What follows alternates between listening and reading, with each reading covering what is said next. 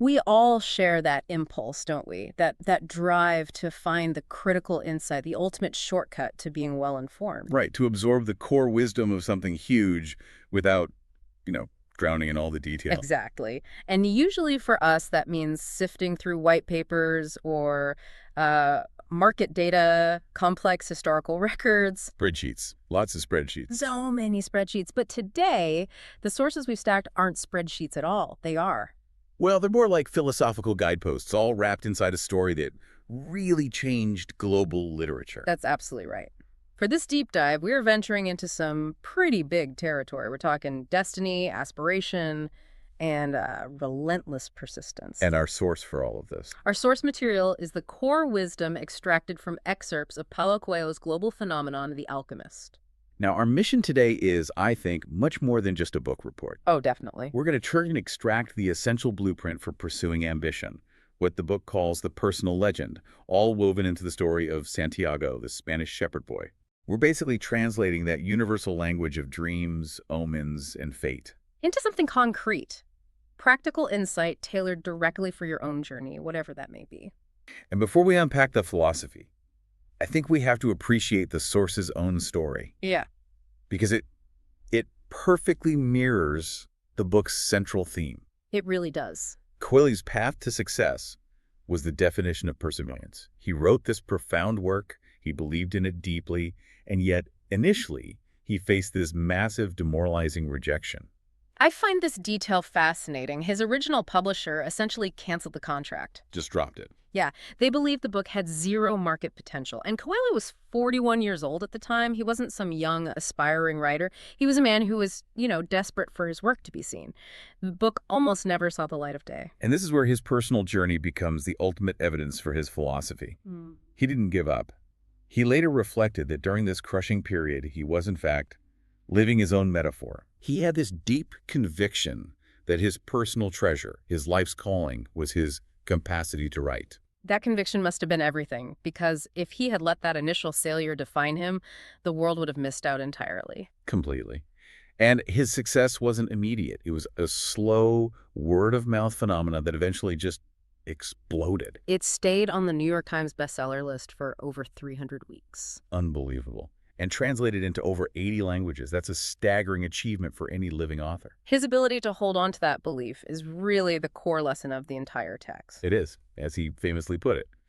When you truly desire something, when it resonates at the deepest level of your being, the whole universe conspires to help you. So this deep dive is really about understanding how that conspiracy works. Exactly. Okay, so let's unpack this journey by starting with the protagonist, Santiago.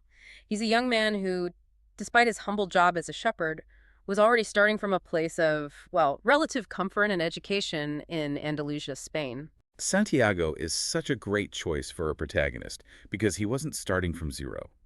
Not at all. He had attended a seminary until he was 16. So he had a serious education. A rigorous one.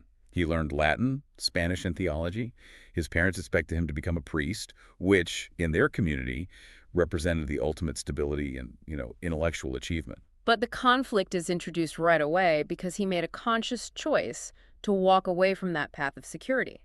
He chose travel and experience over the priesthood. He didn't want to know God by studying man's sins in a classroom. He wanted to, quote, know the world directly. He actually had the courage to tell his father that he wanted to be a traveler. And I think his father's reaction is critical to understanding this first lesson of risk. His father didn't forbid it. No, he didn't. Instead, he gave Santiago his inheritance, 3 ancient Spanish gold coins to buy his flock. Now, this seems supportive, but it also gave Santiago a pretty quick escape hatch. Exactly. Was it love, or was it a subtle expectation that his son would fail and come home, having gotten this travel bug out of his system? Either way, it gave Santiago his initial comfortable security. A loyal flock of 60 sheep, a comfortable jacket, a book that doubled as a pillow. And the freedom to roam Andalusia. He was, by all accounts, living a self-made, comfortable life. But this comfort is deceptive, isn't it? The shepherd's routine leads to this crisis of self-awareness that foreshadows the deeper complacency the book explores. How so? Well, he spends time observing his sheep, and he notes that their entire world revolves around just food and water. Right. They're perfectly content as long as he provides for them. In exchange for their wool, their companionship, and eventually their meat. Right. and he observes that the sheep have forgotten how to rely on their own instincts. I remember this part. He realizes if he became a monster and started slaughtering them one by one, they would only become aware of the danger once most of the flock was already gone. Because their trust in him is absolute. And this musing is so profound because Santiago is unconsciously holding a mirror up to his own life. He's living a life without the need for real decision-making. Exactly. His sheep are dependent on him, but he is just as dependent on the routine of caring for them. This it is. He's initially terrified. He has all these childhood fears about gypsies having dark packs and stealing children. He only calms down when he notices an image of the Sacred Heart of Jesus in her hut. He tells her the dream, and her interpretation is startlingly, almost comically straightforward. Right. She just says, you must go to the pyramids in Egypt. There you will find a treasure that will make you a rich man. And the price for this wisdom? 1/10 of the treasure if he finds it. He initially just laughs it off. He thinks he's been ripped off by this simple, obvious interpretation. But this is precisely where the gypsy woman delivers the first major philosophical nugget. She connects the mundane to the miraculous. She tells him it's the simple things in life that are the most extraordinary. Only wise men are able to understand them.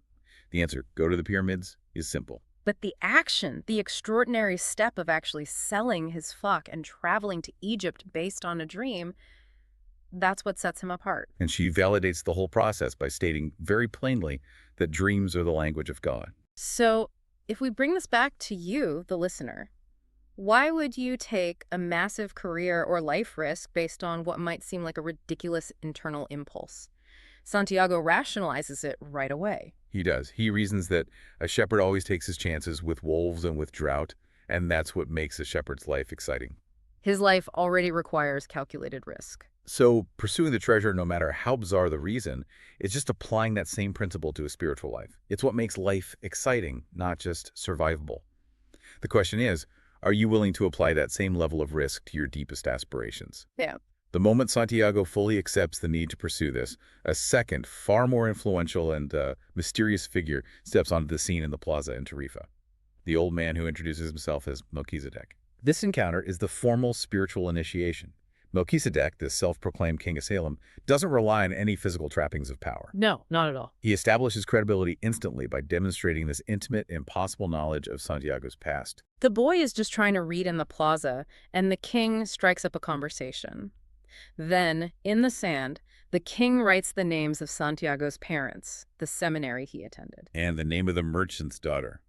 A girl the boy liked, whose name he hadn't even realized he knew, let alone told anyone else.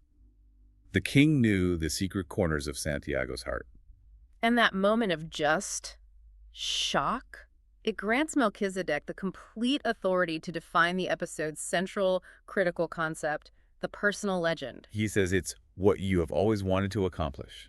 It's that deep, innate purpose we all feel. He insists everyone knows what their personal legend is when they are young because, as he says, at that point in their lives, everything is clear and everything is possible. Children haven't been burdened by the accumulated wisdom of caution yet. They aren't afraid to dream extravagantly. But this clarity, this initial possibility, is inevitably challenged by what the king calls the world's greatest lie. And this lie is what grows in adulthood.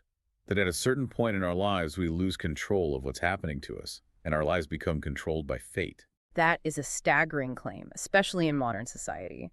We're constantly told that structure and stability lead to success, but Melchizedek is essentially saying the minute you cede control to external pressures, to your parents' expectations, your company, your mortgage, you fall victim to the lie. Precisely. If you accept that you've lost control, you stop trying to steer. You accept fate as something outside of yourself. But Melchizedek argues the exact opposite, that pursuing your personal legend is the only way to be truly in control. But what about the obstacles? We all face them. The king talks about a mysterious force that often appears negative. Right. This force throws up major deterrents, the very things that tempt us to give up, but it's actually essential. How so? It acts as a kind of spiritual preparation. That force prepares your spirit and your will to realize the personal legend. He frames the quest as not just a personal desire, but a universal requirement. Because the desire originated in the soul of the universe. Exactly. So realizing it is a person's only real obligation, If you don't pursue your legend, the universe itself loses a piece of its own realized destiny. So let's look at the flip side of this, the danger of settling. The king gives us the example of the baker in Tarifa. The baker who dreamed of being a shepherd but chose comfort instead. He chose financial security and cultural approval. Parents would rather see their children marry bakers than shepherds. It's the same pressure Santiago faced with the priesthood.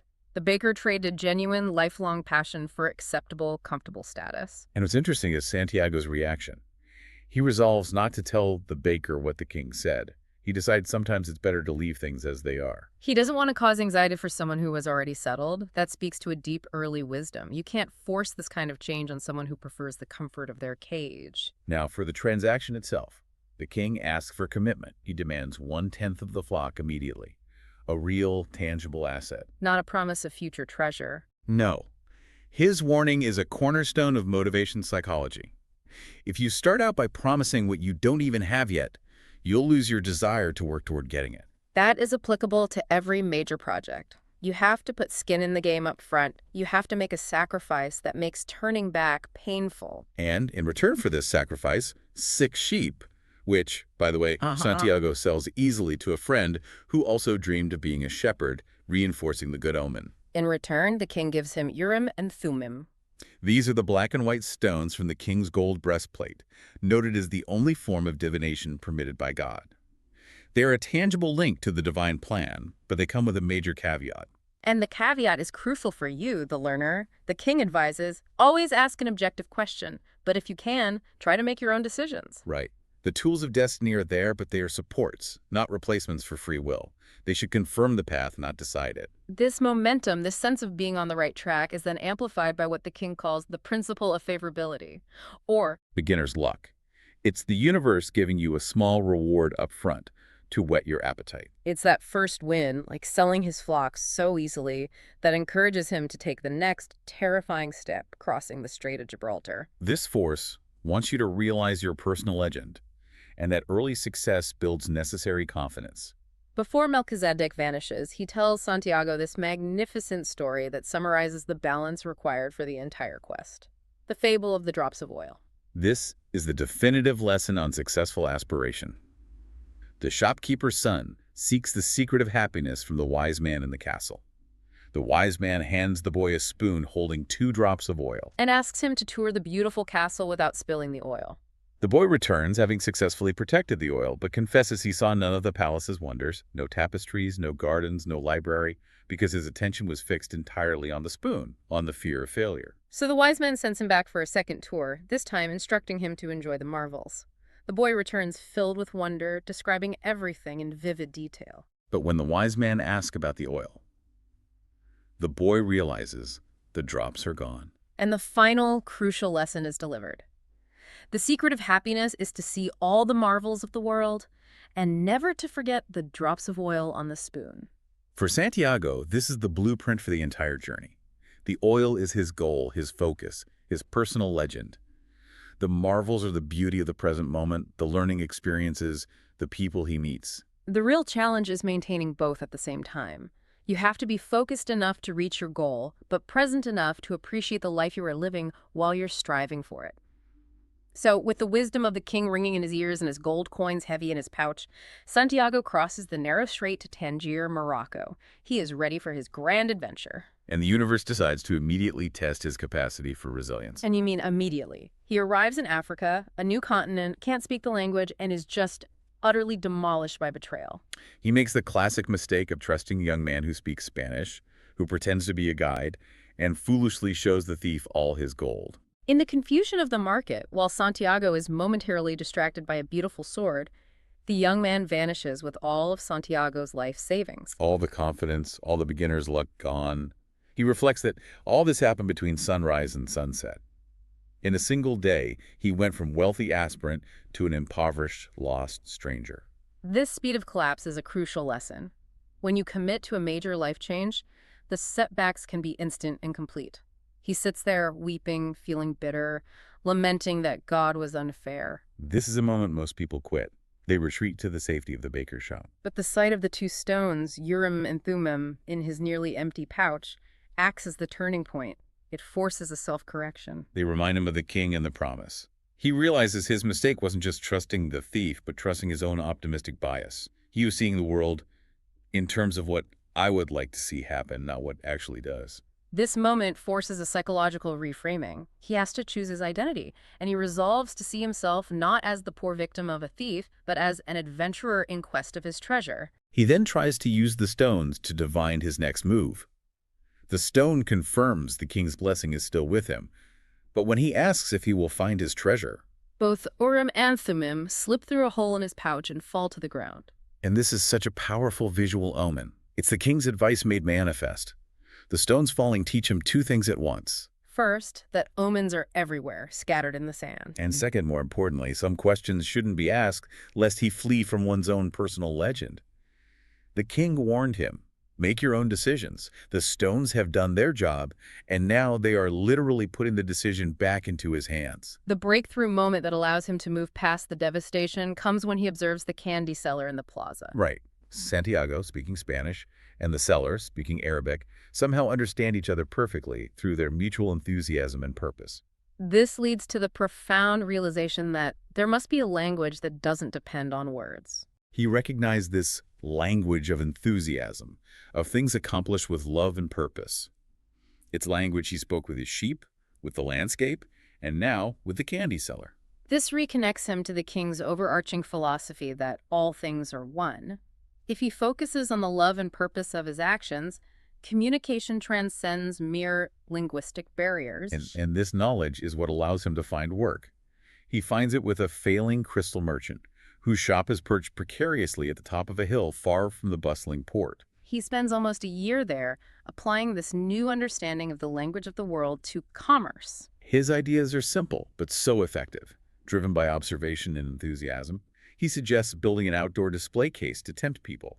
He also suggests selling mint tea in crystal glasses. Recognizing that beauty is the great seducer of men, leveraging the aesthetic appeal of the crystal to drive tea sales. And business improves dramatically. It returns to its former glory.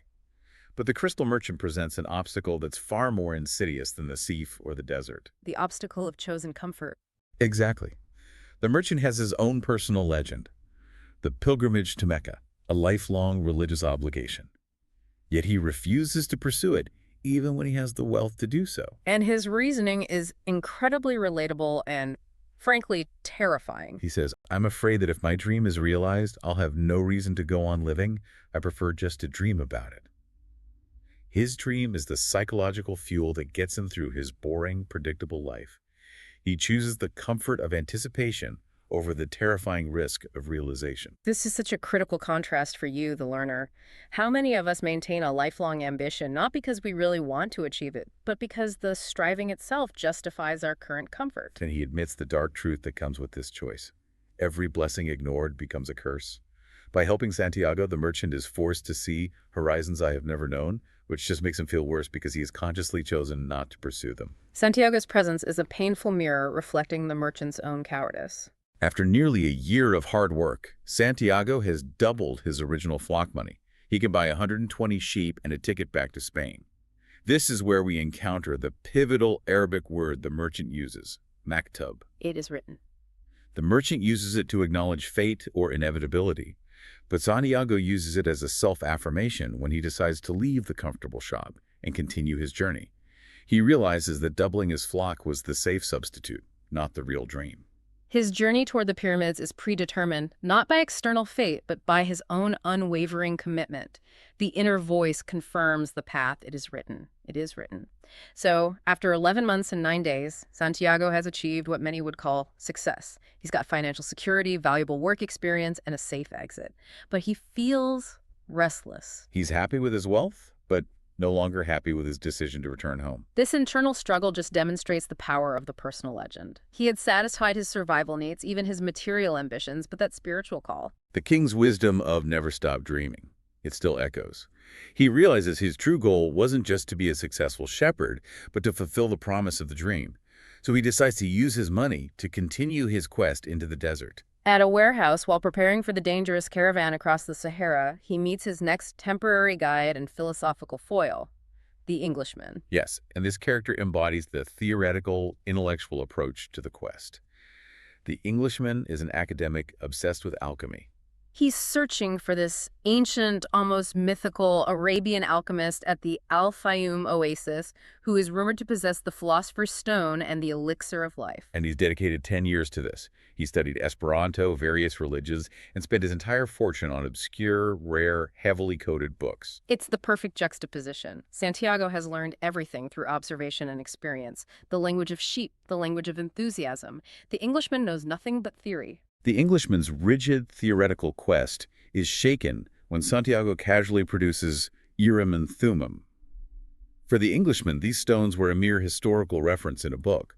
For Santiago, they're a practical tool. Right, a tangible link to the universal language. This validates the Englishman's book knowledge, but highlights his total lack of practical experience. So as the caravan, nearly 200 people and 400 animals, begins the dangerous desert crossing, Santiago realizes that making a decision was only the beginning of things.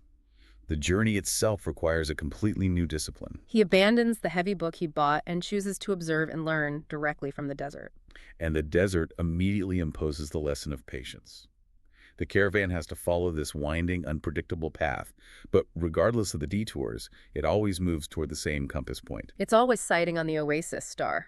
Santiago notes that survival depends on being in time, speaking the desert's own language of rhythm and patience. And the camel driver, a simple man, provides this existential wisdom that cuts through all the Englishman's theoretical frustration. He argues that people don't need to fear the unknown. If they are capable of achieving what they need and want. Exactly. And this leads to a powerful articulation of fate versus fear. The camel driver notes, "We are afraid of losing what we have, but this fear evaporates when we understand that our life stories and the history of the world were written by the same hand." It's the maktub principle again. It connects the individual destiny to a universal design, suggesting that true loss is impossible if you are following the path intended for you. Meanwhile, the Englishman tries to interpret all this practical wisdom through his theoretical framework, defining the underlying force as the soul of the world. Right, he defines it as an alchemical principle.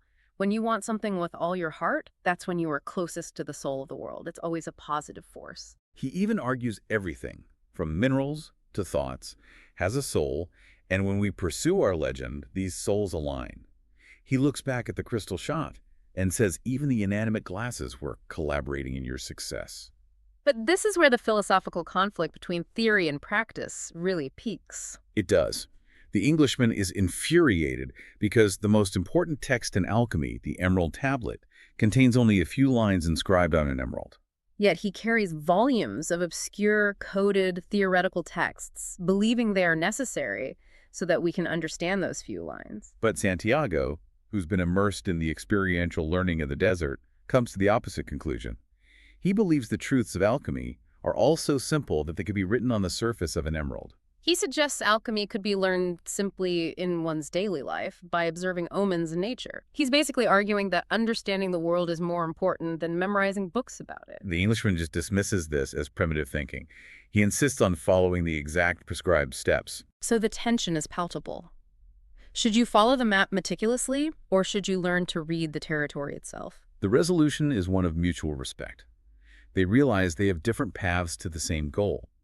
The boy decides he should pay more attention to the books, and the Englishman decides he must pay more attention to the desert's omens. They start to cross-pollinate their knowledge, recognizing that neither approach is complete without the other. As the caravan progresses and the war rumors increase, the danger of the journey forces an absolute focus on the present moment.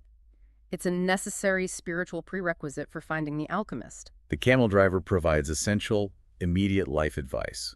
He recalls a seer he once consulted. He explains, "I'm interested only in the present. If you can concentrate always on the present, you'll be a happy man." He expands on the idea of the future, linking it to divine intention. The future is only revealed by God when it is written so as to be altered. Otherwise, knowing the future just means suffering the bad things beforehand. If you can only focus on the task at hand, getting food, water, moving forward, the suffering is limited to the present challenge, not the anxiety of what might be. And this discipline of presence is what allows the caravan to finally reach the Al-Fayoum oasis. It's this massive neutral territory, a temporary haven with 300 wells and 50,000 date trees where they have to wait out the local tribal wars. And it is here that the concept of balance, the marvels of the world, finds its ultimate expression. Santiago meets Fatima at the well. This is a moment of pure, immediate, transcendent love. The moment their eyes meet, the boy feels the soul of the world surged within him. He immediately understands love, the most important part of the language that all the world spoke. This love transcends explanation. It is simply the certainty that everything is connected. And the power of the vision is that he realizes he had loved her before he even knew she existed. Right, because the Levanter wind, the wind from Africa that first brought him danger and the scent of the desert, had previously brought him her perfume, all the way back in Tarifa. The universe was preparing him for her, even then. But love instantly becomes the new, terrifying challenge to his personal legend. He proposes to stay at the oasis, believing he has found his treasure. But Fatima is a desert woman. She understands the universal law instinctively. She encourages him to continue his quest, even if it means separation. Her love isn't possessive. She tells him, "The dunes are changed by the wind, but the desert never changes. That's the way it will be with our love for each other." If he abandons his quest for her, their love will sour. And the quest is immediately complicated by danger, which validates his presence there. While contemplating love in the desert, Santiago sees two hawks fighting, and in their flight, he receives a sudden, shocking vision. An army invading the oasis. This marks a shift in his understanding of omens. They aren't just favorable signs like a butterfly anymore. They are God's means of showing him what he should do, the necessity of immediate action. He rushes to warn the camel driver, who encourages him to speak to the tribal chieftains. And the tribal elder's decision-making is rooted entirely in cultural validation. The elder listens to the dream and honors the ancient tradition of heeding dreams by recalling the story of Joseph of Egypt, Who interpreted Pharaoh's dream of the thin and fat cows to save the land from famine. So they agree to break the rule of neutrality and prepare for battle based on Santiago's prophecy. But the risk is absolute. If the prophecy is wrong, or if none of the weapons are used, Santiago will be killed. He has bet his life on an interpretation of a bird's flight. Later that night, the mysterious horseman arrives, the Alchemist. He's dressed in black, with a falcon on his shoulder, appearing in this dramatic whirlwind. And he immediately tests Santiago's courage by placing his sword against the boy's forehead. Santiago, in the face of death, holds his ground and asserts his claim to the language of the world. The Alchemist withdraws the sword, satisfied, noting that courage is the quality most essential to understanding the language of the world. All the wisdom in the world is useless without the courage to act upon it. And the alchemist refuses to teach him alchemy, but he agrees to guide him to his treasure, reinforcing the central tenet. When a person really desires something, all the universe conspires to help that person to realize his dream. The teaching what happened during the journey, through experience, not lecture. Now the journey enters its final, most difficult phase of self-mastery. The alchemist and Santiago are alone, riding toward the pyramids. But Santiago tries to settle down. Right, he claims he has found enough treasure money, his horse, his wealth, and Fatima. This is the moment of peak temptation, the final pull toward the baker's life, and this is where the alchemist delivers a brutal surgical strike against complacency. He paints a 4-year future if Santiago stays. He tells him he'll be initially happy, but by the 3rd year, regret will set in and the omens will abandon him. He will die a rich merchant who failed to pursue his personal legend. And crucially, Fatima will be unhappy because she will feel she interrupted his quest, even though she was the one who encouraged him to leave. Then the alchemist asserts the true nature of love that speaks the universal language. Love never keeps a man from pursuing his personal legend. If he abandons that pursuit, it's because it wasn't true love, the love that speaks the language of the world. True love supports destiny.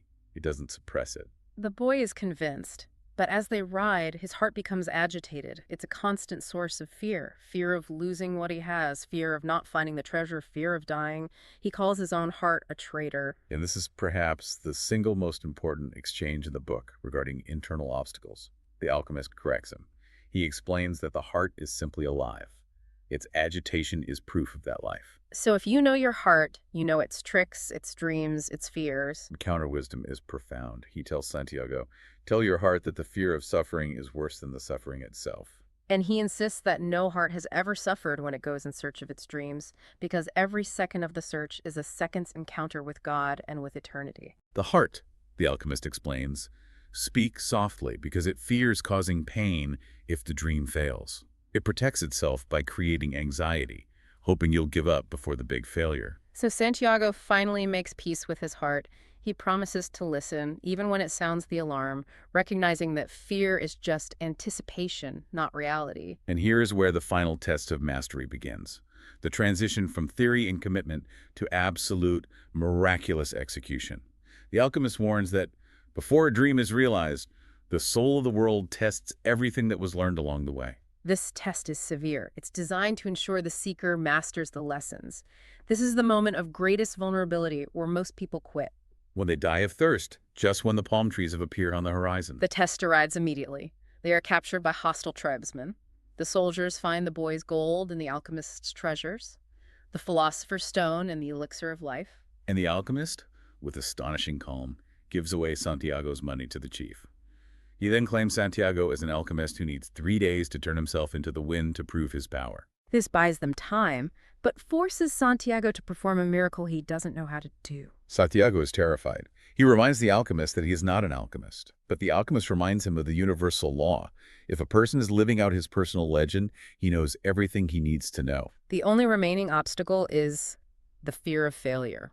If he dies trying, which is infinitely better than dying like the millions who never even knew what their personal legends were. So facing certain death, Santiago climbs a cliff and begins the ultimate conversation with creation, demonstrating his command of the language of the world. He speaks first to the desert, then the wind, and finally the sun. His argument for transformation is pure philosophical commitment. He argues that love is the transforming force. It's what turns lead into gold, and when we strive to be better than we are, everything around us becomes better too. But the desert, the wind, and the sun all refuse to help him directly. They can't turn a man into the wind, they direct him higher. The sun advises him to speak to the hand that wrote all. To the source of the soul of the world, to God. Santiago does this through a silent, wordless prayer that rushes love from his heart and soul. In that silence, he realizes his soul is part of the soul of God, making the miracle possible. He commands the energy of the world, creating a mighty simum, a sandstorm, and appears instantly on the far side of the camp, having achieved instantaneous, perfect spiritual transformation. The soldiers are terrified. The chief is awestruck. The alchemist recognizes this as the moment of supreme spiritual perfection. He calls him the perfect disciple. With the final lesson learned, they travel to a Coptic monastery near the pyramids. There, the alchemist, with absolute calm and focus, performs the actual alchemy in the kitchen, turning lead into gold. He divides the gold disc into 4 parts. One for the monk, one for himself, one for the boy to replace the money lost to the general, and a final part for the boy as insurance. And the alchemist cites the proverb on why the insurance is necessary. Everything that happens once can never happen again, but everything that happens twice will surely happen a third time. A humorous nod to Santiago, having been robbed twice already. Before they part ways, the alchemist shares one last story, one of humility and unrecognized significance. The centurion story. It's about a Roman centurion with 2 sons. One a celebrated poet, the other a soldier. The centurion is told by an angel that the words of one son will become immortal. He assumes it's the poet, whose verse was popular during the reign of Emperor Tiberius. After the father dies, he asks the angel to show him his son's immortal words. And the angel reveals the poet's words were forgotten when Tiberius's reign ended. The immortal words belong to the military son, the centurion himself. The centurion, a man of profound faith, went to find the rabbi, the Son of God, to cure his sick servant. When he encountered him, the centurion said the words that became immortal. My lord, I am not worthy that you should come under my roof, but only speak a word and my servant will be healed. The profound core message the alchemist delivers here, tying together the centurion's humility and Santiago's simple shepherd life, is this. No matter what he does, every person on Earth plays a central role in the history of the world, and normally he doesn't know it.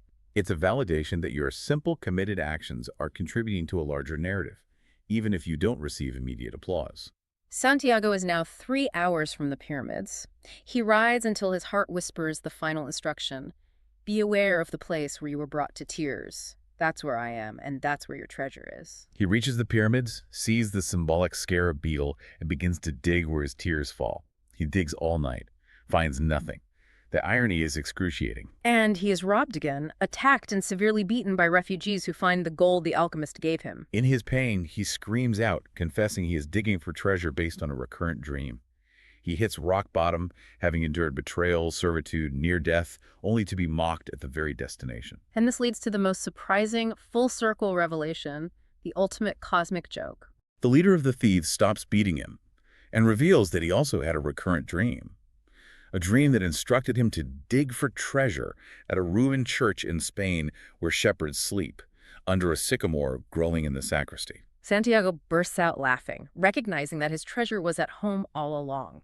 He was forced to travel thousands of miles, endure the most severe tests of courage and faith, simply to learn the exact location of a treasure that was less than 2 hours from where he started.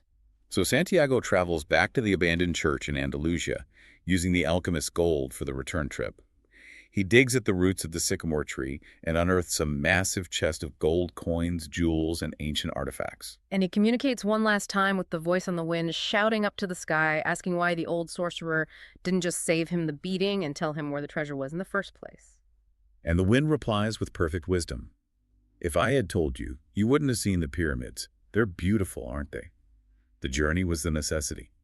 The destination, the physical treasure, was merely the final piece of evidence. He places Urim and Thummim in the chest, remembering the king who started it all. And then the final omen arrives. The Levanter wind, the wind from Africa that started his adventure, now brings the perfume and touch of a kiss from Fatima. He has the gold, the spiritual mastery, the wisdom, and the love. His journey back to Fatima confirms that life is truly generous to those who pursue their personal legend with absolute faith. So if we synthesize this deep dive for you, the learner, the profound knowledge nuggets extracted from Santiago's quest are not about the destination or the gold. Those were just motivators. The treasure was a metaphor designed to kickstart the necessary process of self-discovery and transformation. The process is the lesson. First, your purpose, your personal legend, is absolutely real and is already written in the soul of the world. The only barrier is internal, a willingness to risk the loss of comfort. Second, the true barriers are fear and complacency, exemplified by the crystal merchant. The only thing that makes a dream impossible is the fear of failure, particularly that fear of quitting right at the moment of triumph. And finally, life's greatest rewards and the true secret of happiness require balancing the dual disciplines Melchizedek taught. You must maintain acute focus, the drops of oil on the spoon, while maintaining wide-eyed observation, seeing all the marvels of the world, recognizing omens, and staying present. You now have the ultimate blueprint for any major life transition or ambitious project. But let's leave you with this final provocative thought to mull over, building on that centurion story and the final return to the sycamore tree. The shepherd found a massive, life-altering chest of gold. However, he had already acquired confidence, wealth, true love, spiritual mastery, and the ultimate wisdom of the language of the world before he ever dug up the gold. The only things the physical treasure truly bought him were the means to fulfill his promise to the gypsy woman and the final, joyous journey back to the person he loved. So given that everything, including his soul, conspired to help him, was the gold itself the reward? Or was the journey the only price required, demonstrating that true wisdom is always free, but never easy? Something to ponder on your own journey. Until the next deep dive, keep listening to your heart and seeking the omens.